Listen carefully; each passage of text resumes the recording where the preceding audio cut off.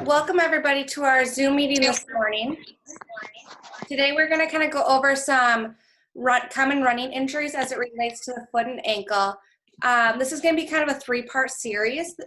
So we're just going to start with a couple of the foot and ankle ones today, and then we'll go on to other injuries in the next couple weeks. Sorry, just letting a couple people in. I'm going to the next slide. I'm Kayla, I'm a physical therapist here at Active PT. I am one of the foot and ankle as well as running specialists. And I'm Savannah Mike. I'm another PT at Active PT and also am one of the running specialists. We also have Jill on our team. Oh, yeah, and so she's not going to be participating as much today, but she is our other running specialist who treats a lot of runners. So just as a medical disclaimer, we recommend that you guys, everybody consults a medical provider before starting, stopping, or changing any healthcare regimen, including exercise.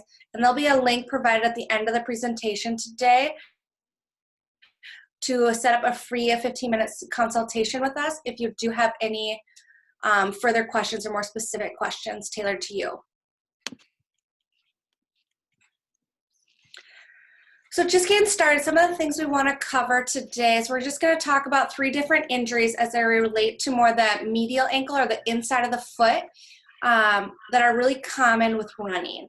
We're going to then, after we kind of go over those 3, we're going to go over an exercise circuit that you can implement to help prevent any ankle injuries in the future with running. And then we're going to open this up just to questions and answers. And we just want to keep this pretty informal today. So if you have any questions throughout, don't hesitate to just ask during, whether that just be through the chat or if you just speak up.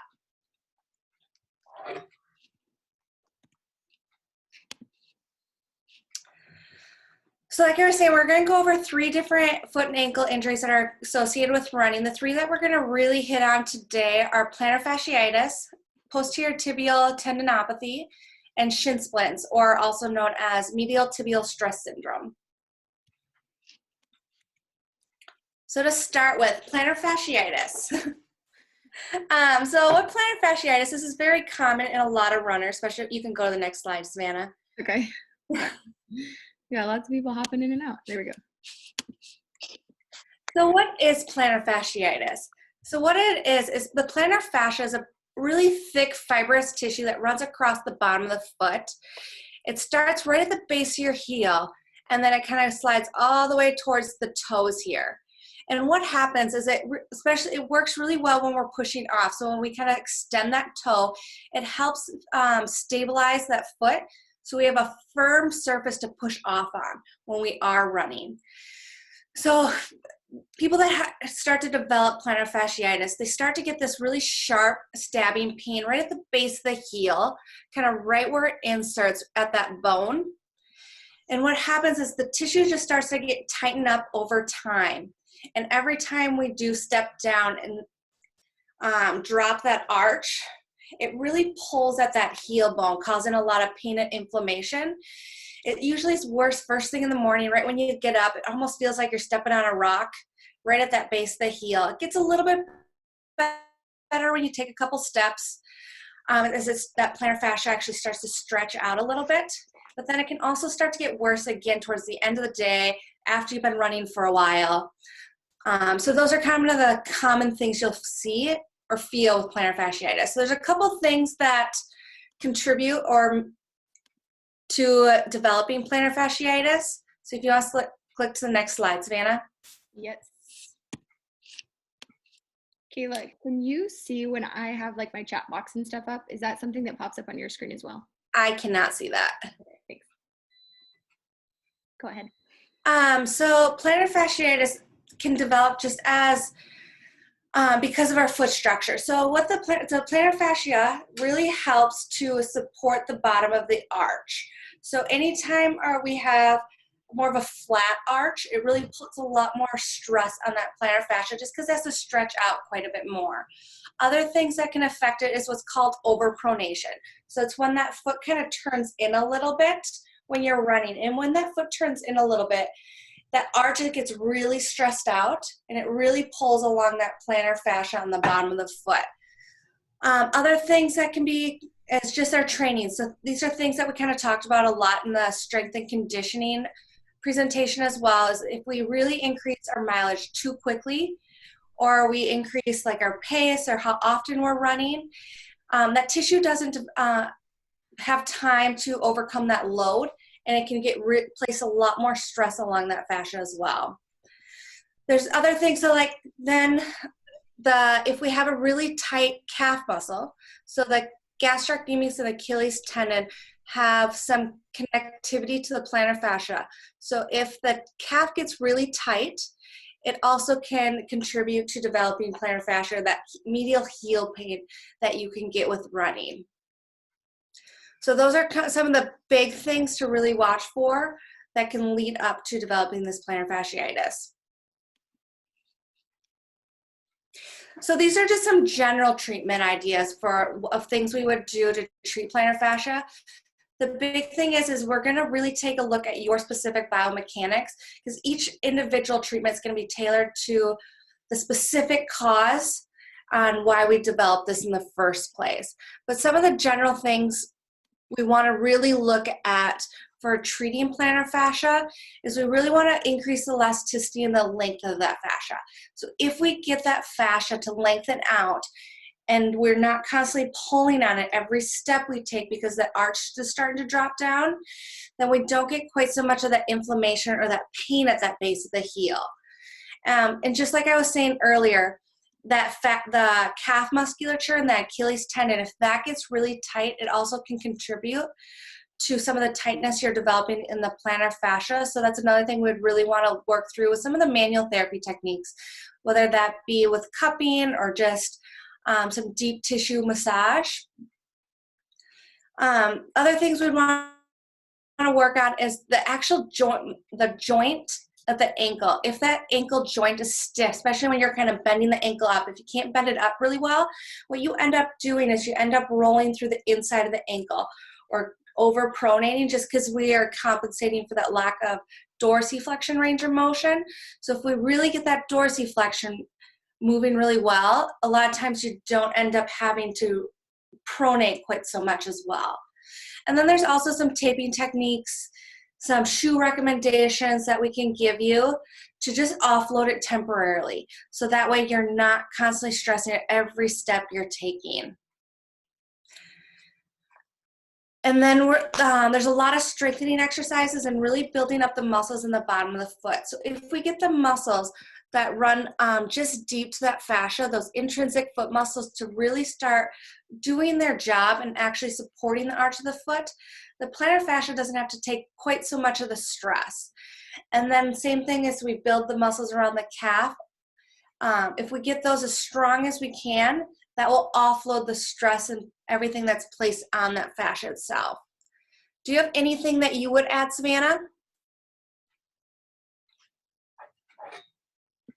No, I think just pointing out too that the reason Kayla's not giving a specific shoe recommendation in this slide is because it still depends a lot on, you know, your general biomechanics and what is causing your specific plantar fasciitis. So it's not a one size fits all.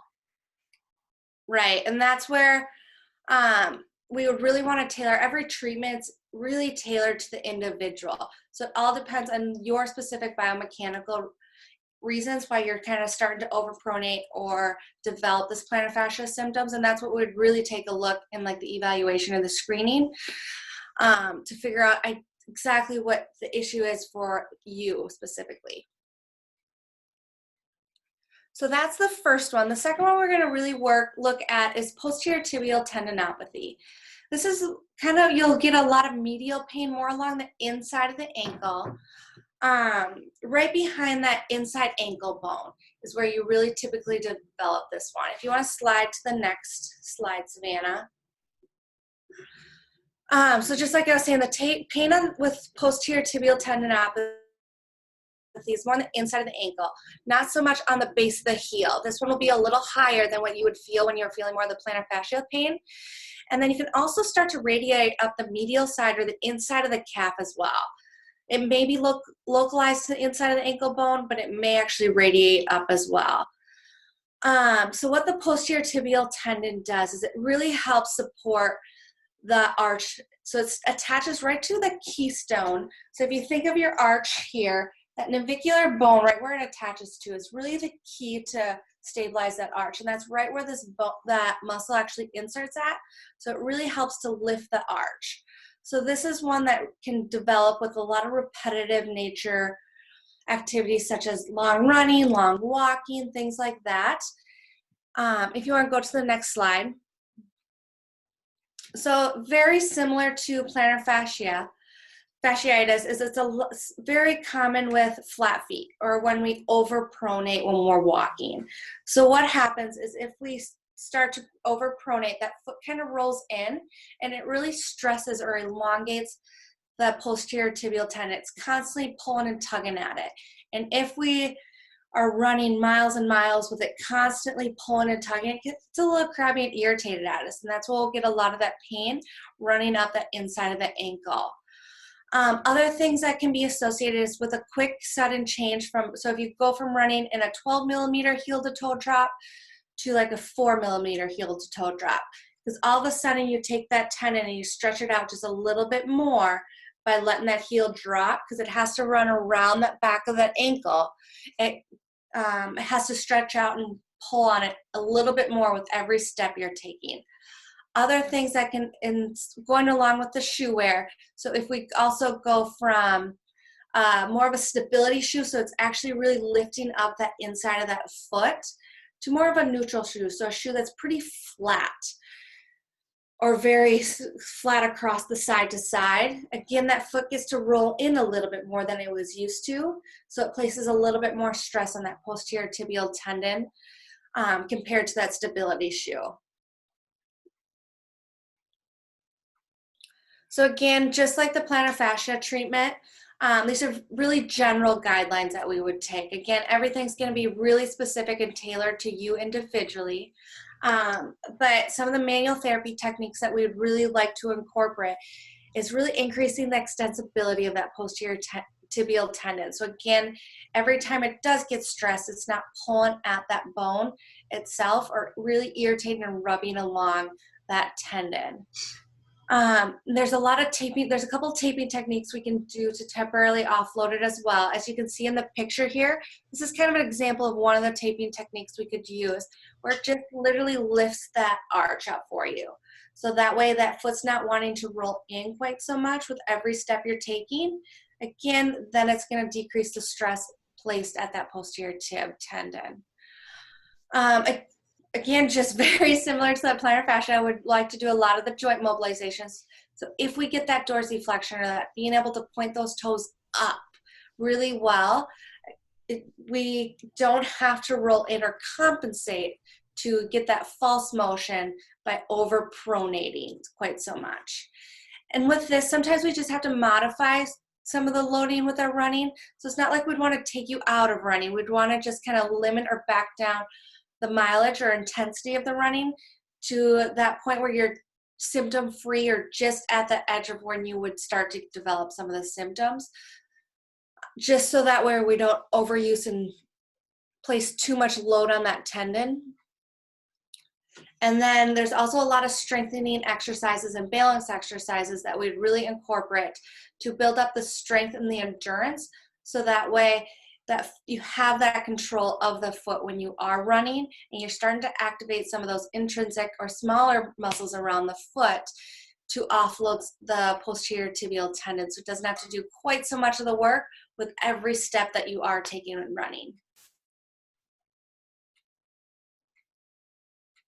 And the last one I really wanted to hit on today was shin splints, or what's also called as medial tibial stress syndrome.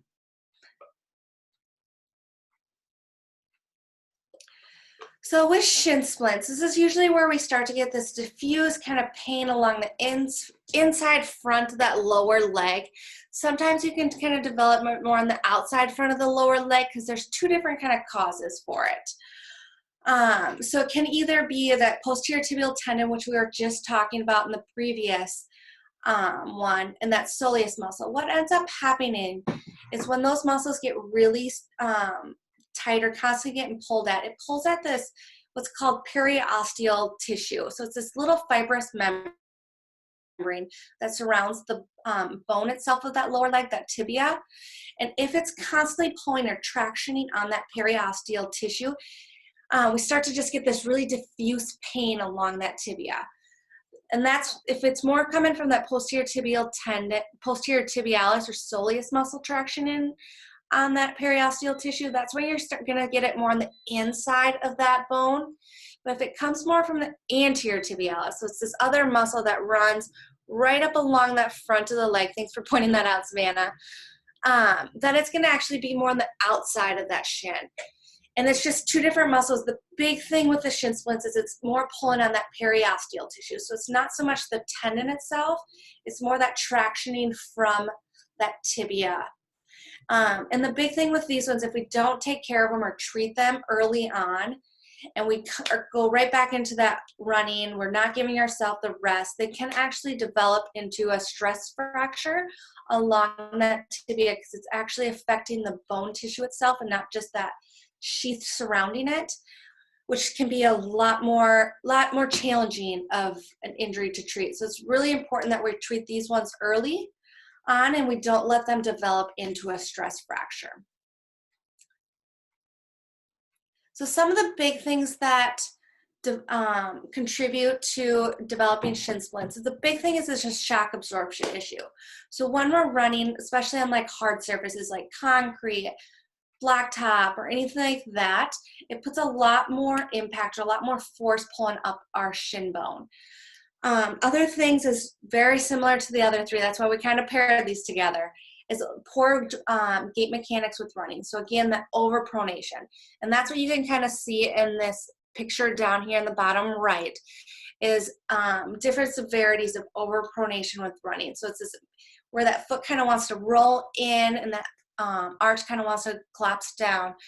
And this is when we would develop more from that posterior tibial tendon or that soleus muscles because it's tractioning along the inside of that leg, really pulling on that tibia muscle, that periosteal tissue of the tibia. Just like the other ones, a lot of training here. So we're really ramping up our miles. We're increasing the intensity, not taking enough rest or recovery. And this is where it's really important to really build in that recovery into your training. So you give these tissues a little bit of rest. So you're not constantly inflaming and irritating them, especially if you are having some of this pain. And then again, just similar to the other two is a lot of that foot structure. So if our structure of our foot, even the bony structures, really tailors us to having more flat feet or this excessive pronation, this is when we would really develop the shin splints or are more likely to develop shin splints. And then just not having the muscles or the control of the ankle and the hip muscles can lead to this as well. And that's where we'll get to a lot of the strengthening exercises into our circuit towards the end of the meeting here today. So some of the general treatment for shin splints, we want to really go back and target the reasons why this is kind of happening. So we want to improve our shock absorption, whether that be with shoes or changing biomechanically how we're contacting that ground with like a taping technique or anything like that. Other things is we want to modify that training. We want to make sure we're not overloading it too much too soon, so that way we don't let it to develop into that stress fracture. Like I say, it's not something that we would take you out of running completely, but it's something we might just want to manage that load, at least temporarily, and slowly ramp back up at the mileage as the tissues can tolerate it. Very similar, we want to really increase that elasticity. So if we lengthen that posterior tibial muscle, then we won't be pulling or traction at that periosteal tissue as much because it has more length to elongate.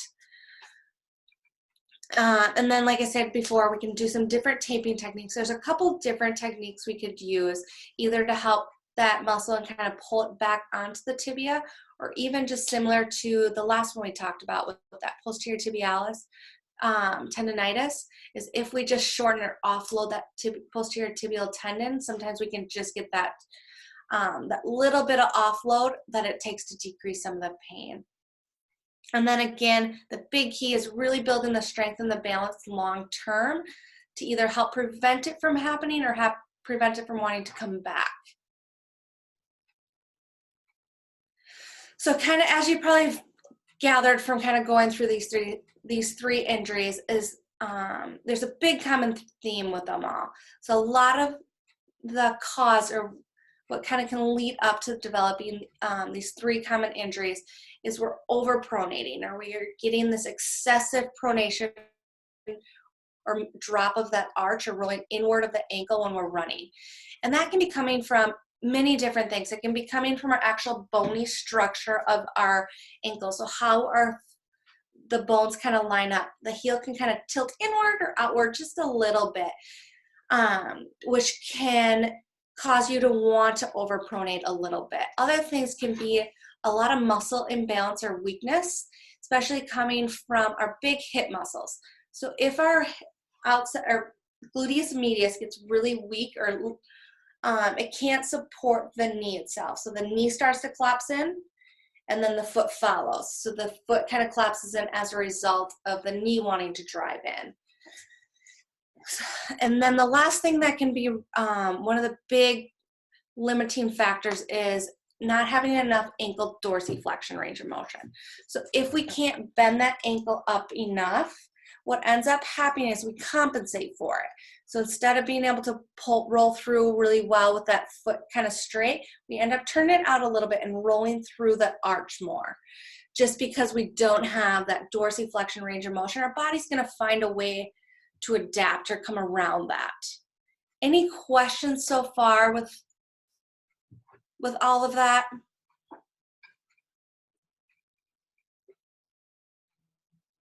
Hi, Kayla. That's Tom O'Leary. Hey, Tom. Hey, say, I just want to make sure that, like, I see these things right. Like, when I think about shin splints, I automatically think of a higher risk of a stress fracture versus something like plantar fasciitis.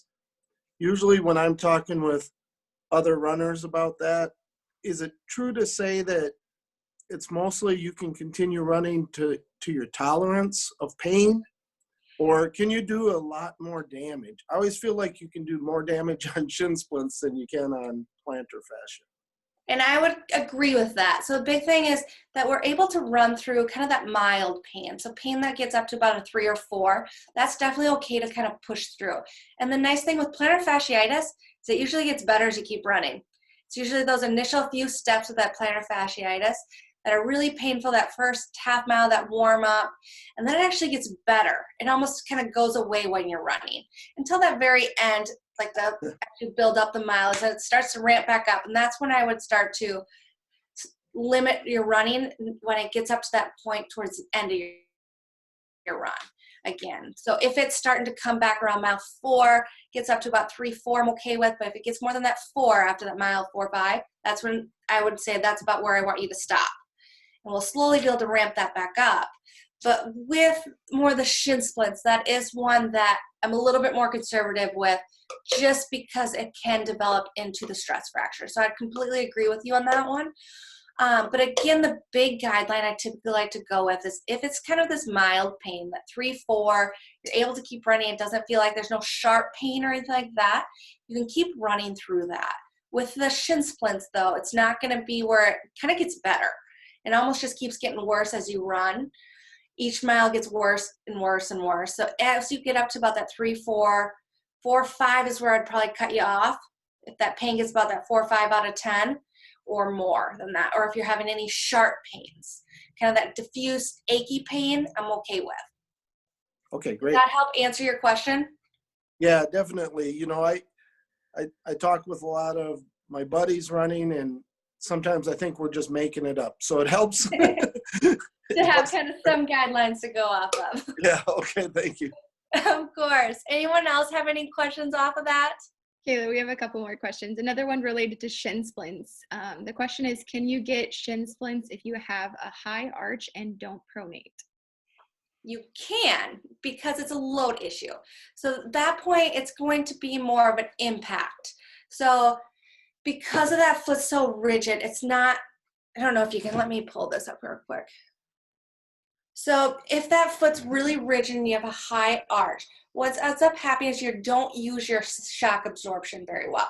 So that pronation, it's normal to pronate some to come through and just get that little bit of shock absorption. So if you have high rigid arches, you end up sitting on the outside of the foot more and you hit harder. So you don't have this nice soft load in towards that normal pronation pattern. And once that's happening, then because of that shock, so when you hit the ground and push through, that shock just goes straight up the tibia instead of being real softly absorbed into the leg and the musculature. So you can definitely develop it. It just be different reasons behind developing it. Yeah. And then because of that, our treatment would be definitely different than it would be if it's more because if it's an overpronation. So that's why all these are really general guidelines. This is why it typically happens, but there's definitely other reasons that it can occur. Yeah, that was a great thing to point out. And then we have another question. When considering tendon load and stress on the foot, how often should a runner incorporate hill work into their regimen?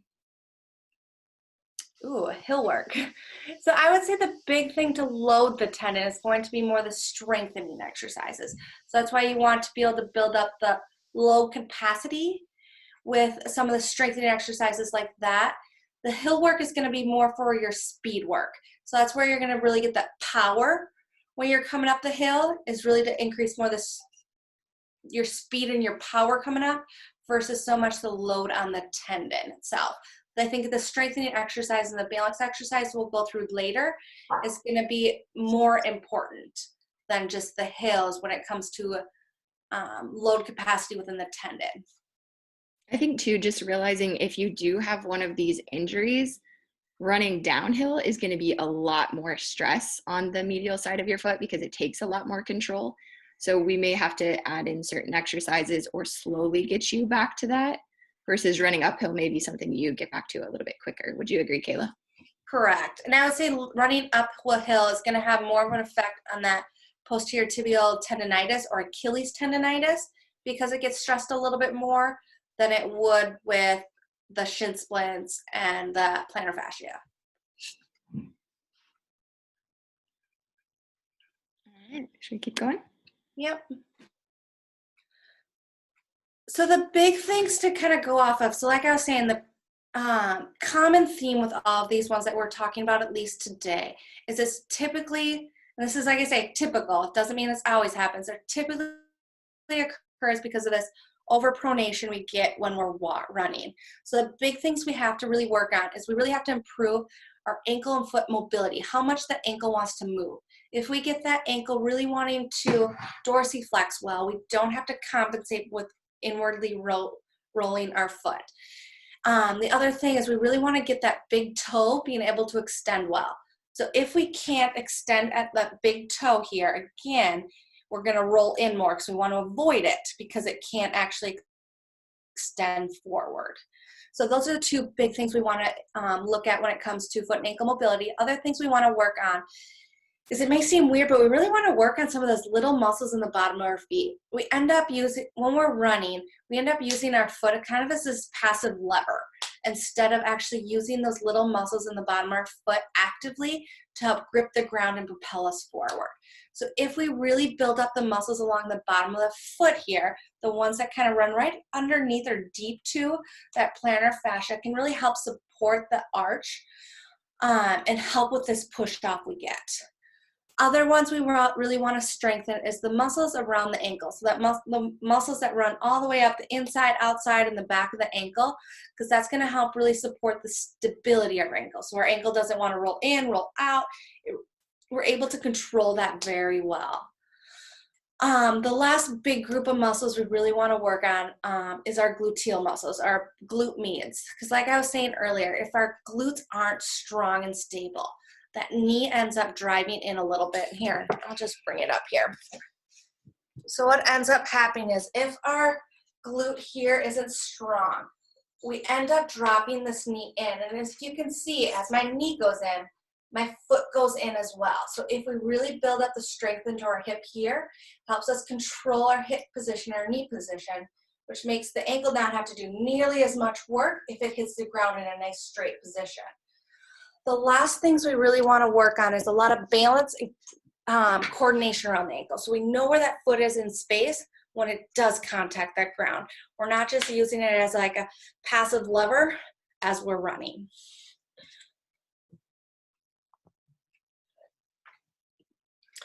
So I just wanted to kind of show here some of the big foot and ankle mobility things to work on.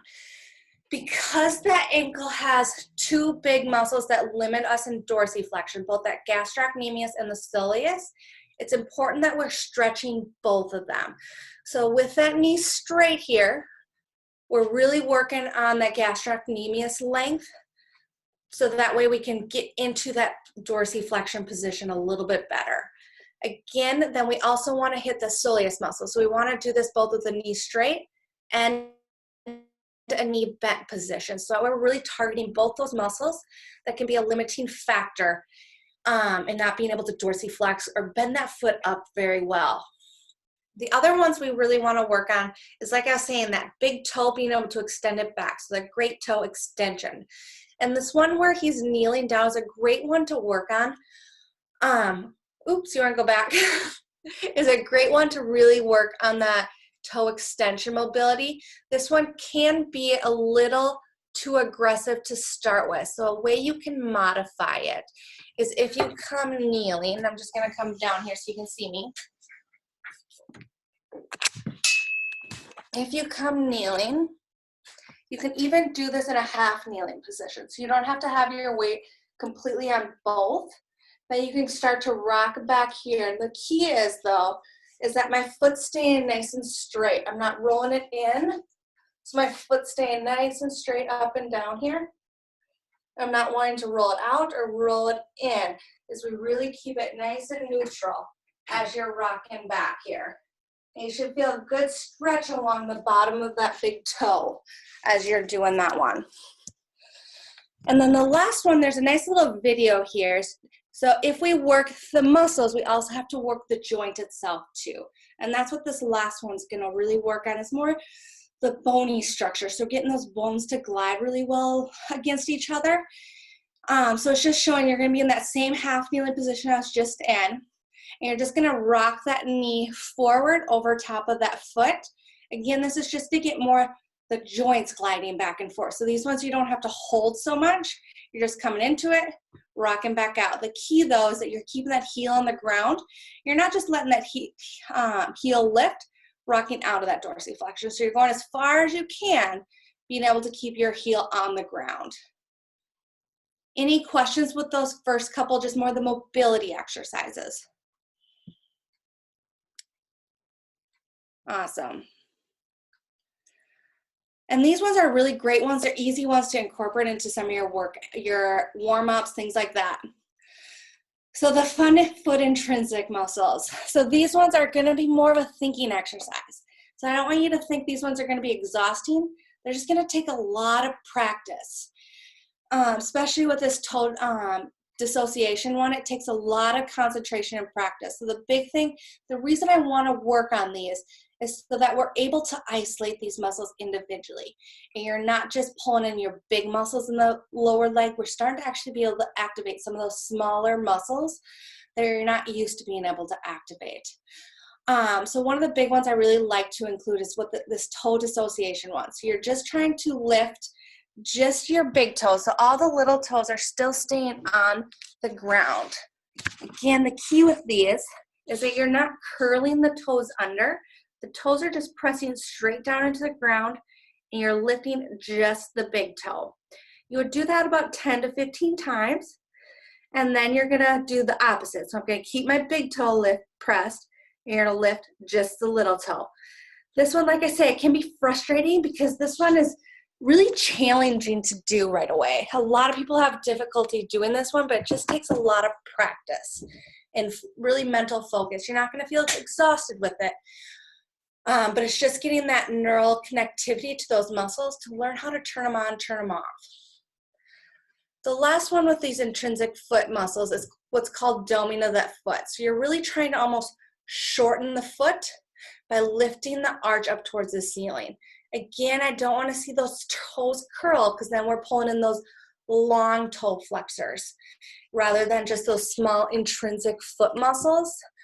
So this one you should feel like you're trying to take the base of your big toe and pull it towards your heel, or right where that we were talking about, right where that plantar fascia kind of inserts.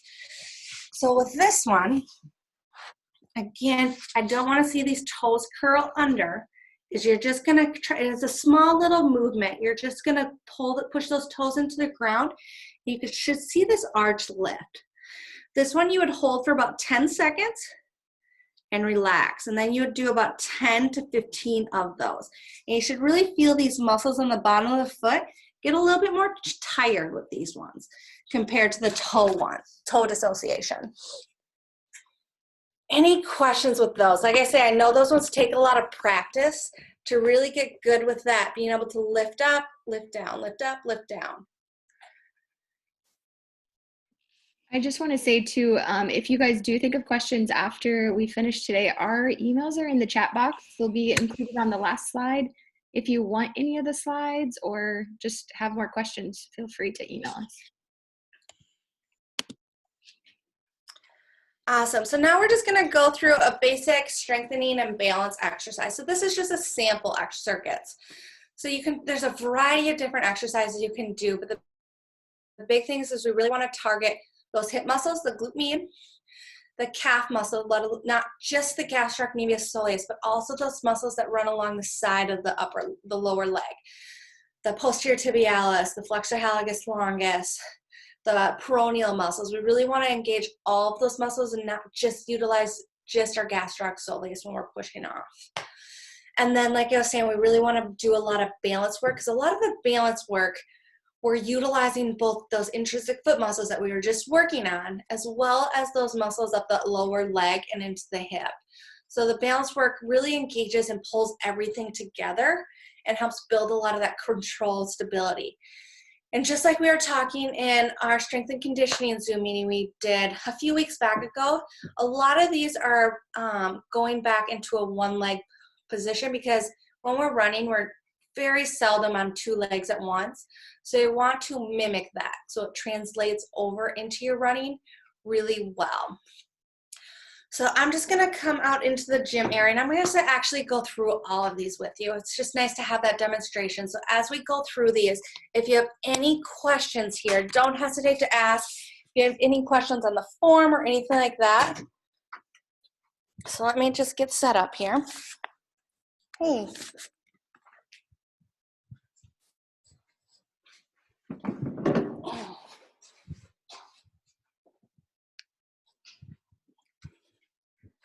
So the first one we're going to do is what's called an eccentric heel raise.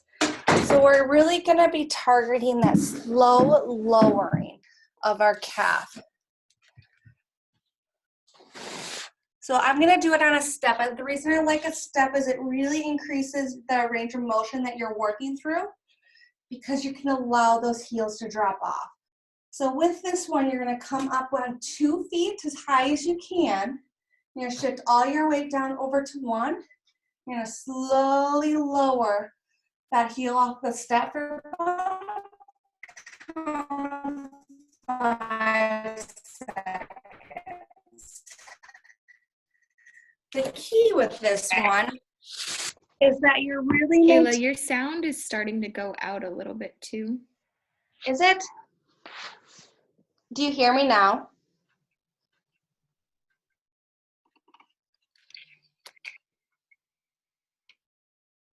Can you hear me now, Savannah? Yes. Okay. The key with this one is that you're really keeping those ankles in a neutral position or straight up and down. We'll have a tendency to want to roll our ankles out when we get to the top. Key is really keeping that weight in the big toe so those ankles are nice and straight. And then when we come down, we're not allowing that foot to roll in or collapse in. You're keeping it nice and straight the whole time, so that you're working on keeping that neutral position when you are running. The next one is gonna be just a single leg balance. And then with those eccentric heel raises, you wanna start with about 10 to 15, working your way up to 3 sets of 20. With the single leg balance, same thing, you're just gonna be standing on one foot. The key with this one, again, is you're almost gripping the ground with those toes. And you're not letting this foot kind of wanna roll in. You're feeling like you're lifting that arch, really pulling the big toe into that ground, so you're able to maintain that straight or that neutral ankle position rather than wanting to roll it out or really roll it inwards. And that one you would kind of hold for about a minute, doing about 3 sets of a minute on each side. The next one here, any questions with those first two? Awesome. So this next one's gonna kind of incorporate that one leg balance into it. But we're gonna kind of go through the whole running position. So if I'm standing here on my right foot, I'm gonna come down in what's called a Romanian deadlift or a hip hinge. So I'm gonna bend forward at the hips. My knee's just gonna have a slight bend. Should almost feel a good stretch in the hamstring here. You're gonna come back up into a high knee position. So it's that same running pattern we would get. We're gonna come down, coming up into the high knee. Just like the balance, I want you to really grip the ground with the foot and keeping everything in a nice straight line. So you're not letting that knee drive in, keeping hips nice and level here as you come down and then coming back up. And then the sideline hip abduction, very similar to one we had done a few weeks ago. But you'll be coming, you can do this one on the ground. I'm just gonna do it on the bed since I have it here. You're gonna come laying against like by a wall. That bottom knee can be bent. And your back's kind of parallel with the wall. You're gonna press that heel into the ground. The big thing with this is that the hips stay stacked. We're not letting those hips roll back towards the wall. You're gonna press that heel into the wall.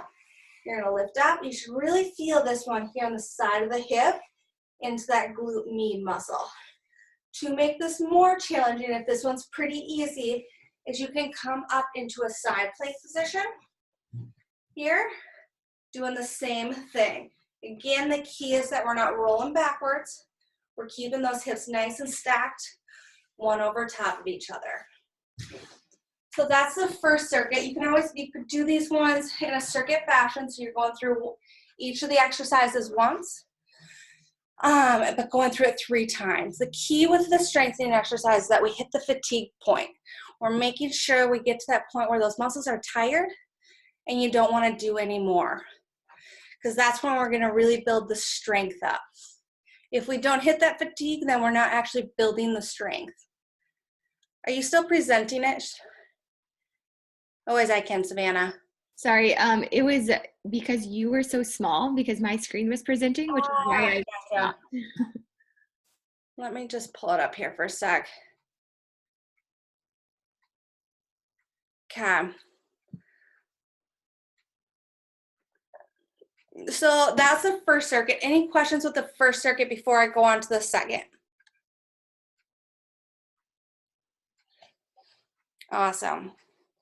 So the next 2 exercises in the first circuit is heel raises within the toe in or toe out position. So these ones are going to hit more the sides of the legs, the inside and the outside of the calf. Instead of just hitting the gastrocsoleus muscle, now we're going to target more the peroneals, that posterior tib, the flexor hallucis longus. So this one we're going to start with the toes out. So you're going to almost feel like a ballerina here, with those toes at an angle pointing outwards. From here, you're just gonna come up onto your toes just like you would do the other heel raises, coming back down. So up, slow back down. These ones you do again about 10 to 15 of them, making sure you get really to that fatigue point. When you're doing the toes out ones, you should feel it more along the outside of that lower leg as you come up. The second ones are very similar. Now we're going to be more in that duck foot position, or the toe-in position here. So again, you're going to come up onto your toes, coming back down. With these, you can always use like a wall, or your hand on a wall or something like that to help with a little bit of the balance, because right now with these ones, we want to work more the strength. You don't have to worry so much about the balance itself with these ones. And with the toe in position, you should start to feel it more on the inside of the ankle instead of just down the back of the calf. The next one was a single leg band or single leg squat. So with this one is really targeting, I'd rather you have good form with this than going deep with it. So the key when you're doing a single leg squat is that you're really keeping your knee, hip, and your foot in a nice straight line. So you're not letting that knee kind of drive in. You're pointing it straight forward over the front, the middle of the foot. So you're just gonna come down, coming back up. And with this, I really want you to engage the foot. So you're not just letting the foot be a passive structure. Feel like you're pulling into the big toe, gripping the ground with that foot, and that will help quite a bit with that balance as you're coming up and down. The last one is kind of a fun one. I always like this one at least.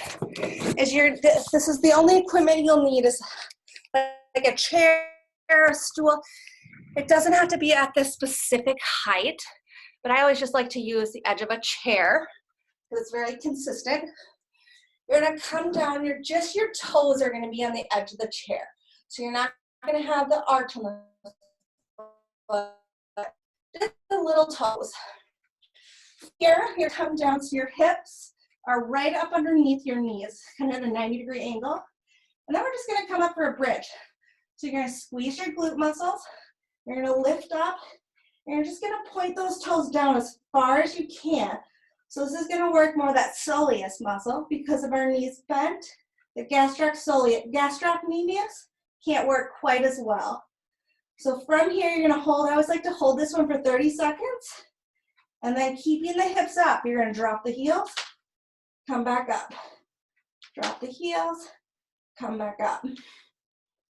So you're gonna do a 30-second hold, and then after that 30-second hold, you're gonna do about 15 to 20 heel raises with the hips held up.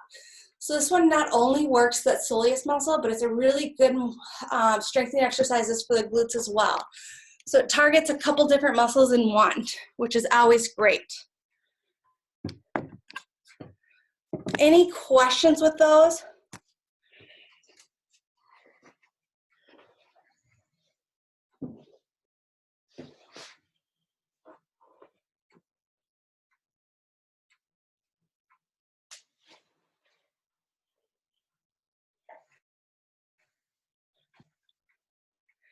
Awesome. Well, I'm gonna actually have to get going because I have a patient here. I'm gonna have Savannah wrap it up here at the end. And if you have any questions, both of our emails are provided at the end. And don't hesitate to get set up for like that free 15-minute screening with us. Thanks, Kayla. Have a great day, you guys. Thank you. I just wanted to let you guys know too that on Wednesday, Kayla is going to be leading a workout that's specific to ankle strengthening. So it could be another good resource for you guys to join in on. We will post it on our Facebook page. So if you haven't, you can just like our Facebook page and we'll share the link. If there's any other questions, Jill and I are still both on and we're happy to help answer them. Otherwise, we have our emails at the end here, so you guys can copy those down. And the format of today's Zoom, we're going to be following this over the next 3 weeks. So we're going to do a similar session of this on Thursday, talking kind of the same 3 injuries. And then next week, we're going to cover, 3 new foot and ankle injuries. So Monday, we're kind of thinking we're going to try noon instead of 7:30. I don't know if anyone has any reason they can't make it to that versus the 7:30. But if you do, definitely let us know because we want to make sure that you are all able to continue to come. But so after the next week, which is foot and ankle, we're going to be covering common knee injuries. So it'll be fun to stay tuned for all those.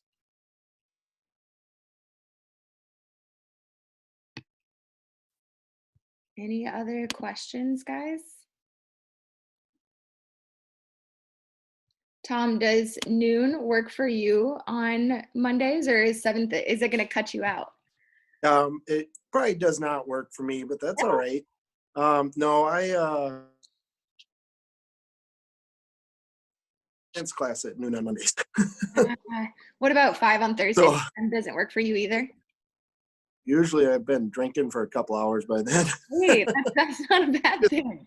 All right, well, I'm just that's good to Um, know, though. That's good to know. yeah, but don't adjust it for me. Try different things. Try to maximize the amount of people that can attend. Mornings are what I prefer, Okay, but I can. good feedback. Thank you. I'll make it. I'll make it to the ones I can. Perfect. We love having you here. Thank you. All right, well, have a good day, everyone.